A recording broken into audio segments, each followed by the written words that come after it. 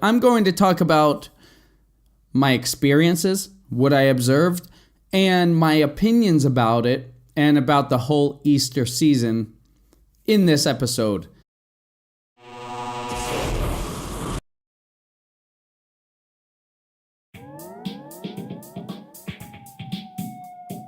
Hey, what's up, guys? Jesse here from Sweed Academy, helping you get to that next level in English and in life.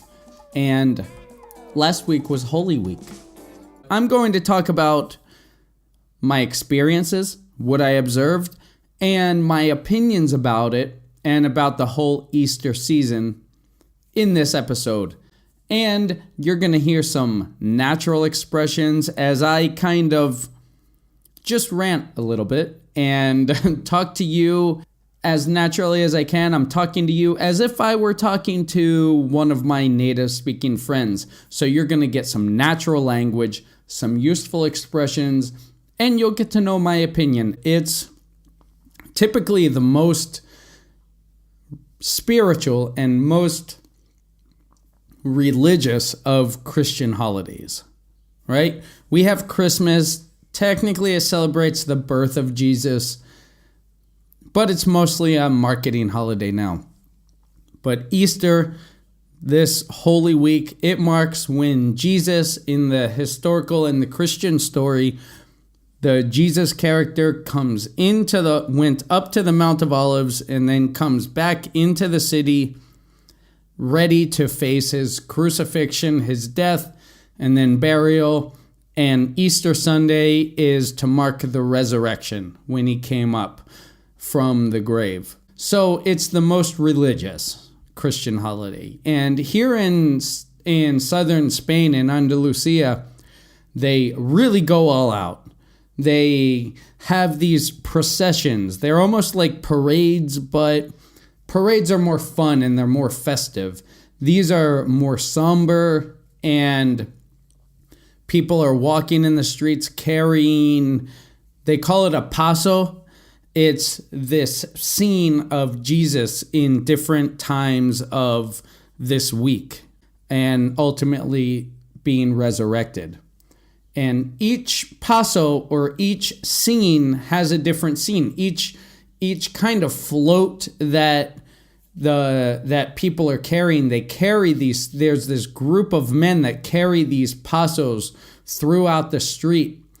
But anyway, that's what they do this entire week. There's Pasos going on throughout the streets every day. And this is probably my fourth Semana Santa here in Seville.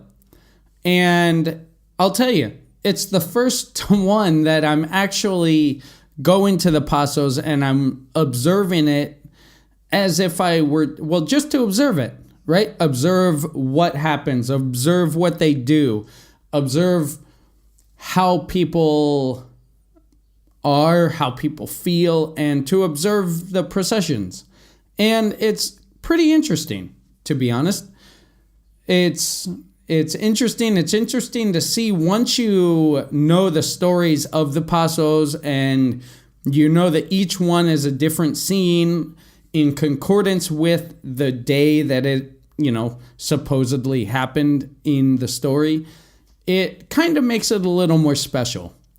That being said, I don't think I'd like to experience this every year.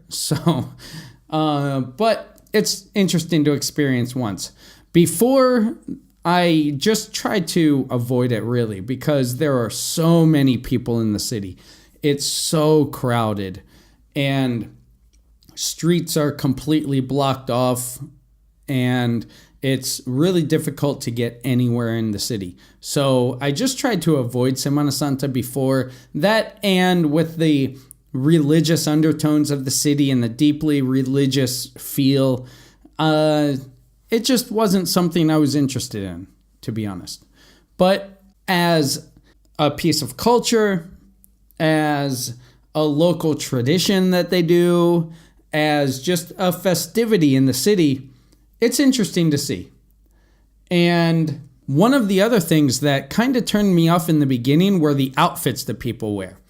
They have this special outfit that probably you might know it by the Ku Klux Klan, the KKK, because they actually stole this Semana Santa outfit, which, if you don't know what it looks like, basically it's a big long robe that the people wear who are marching down the street.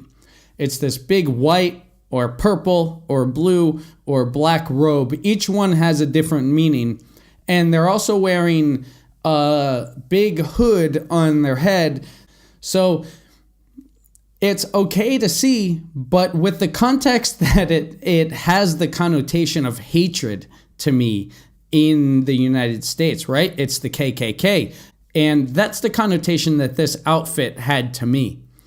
But now it's kind of changing, and thankfully so, because come on, like the Spanish people had this outfit long before the KKK did, and it has a better significance. So let's adopt that one. Let's forget the KKK and say that this is the Semana Santa wear, dress, outfit, costume, whatever you want to call it. But anyway, the city's shut down anyway. It shuts down during the middle of the day. You know, sometimes you can go to bars or cafeterias or restaurants because there is a lot of big business done over this holiday, because there are so many tourists coming from all over Spain, all over the world, all over Europe, different places, because it is kind of a week-long festivity. And it's interesting to see once. So if you have heard about it, it's worth it to come to observe, to see what happens, and I would recommend coming to see it once if you're into this sort of thing, or if you're Catholic. I'm not Catholic, and I never have been Catholic, so there's not that religious significance to me. I used to be Protestant.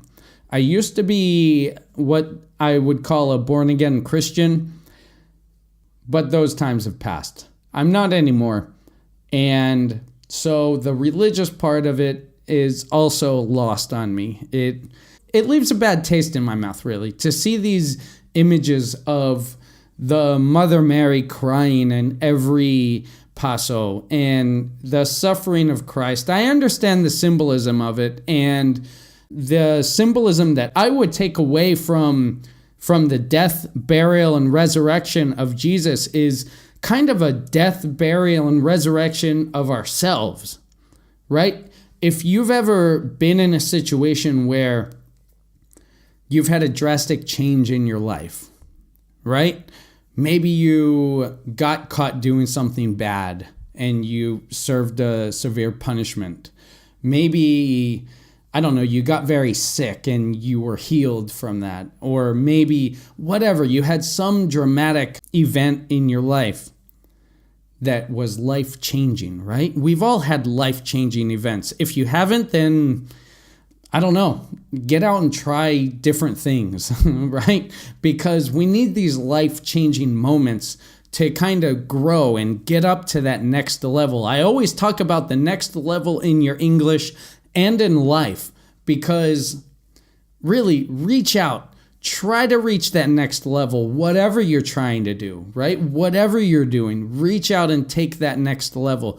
And in this death, burial, and resurrection story, the way I see it, the thing I can take away is not that it was God coming down and dying and becoming a person and for some reason, but my death. In a certain situation in my life, there were a few situations that were pivotal in my life, right?